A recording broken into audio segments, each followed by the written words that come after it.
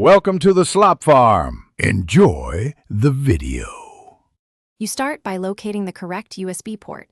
Many cars have a console, glove box, or center armrest port. Once you've located it, make sure the vehicle is in accessory or on mode so the head unit powers the port. Use the OEM or high-quality cable to prevent data errors, and confirm your device is unlocked and set to file transfer if required. This avoids permissions blocks and speeds initial handshake between device and infotainment system. Once connected, plug the cable firmly into both device and car port. You should hear a chime or see a USB icon. On the infotainment screen, switch to the USB or media source, then pick your device name from the list.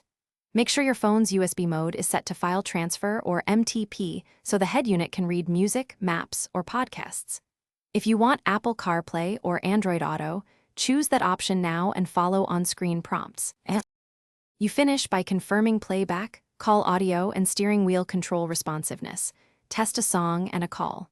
If the device isn't recognized, unplug, reboot the phone and the car's head unit, and retry with a known good cable or alternate port.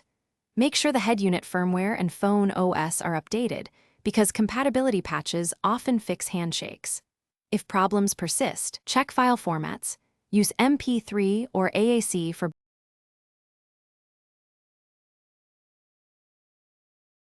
Thanks for watching. Consider subscribing if we helped you today.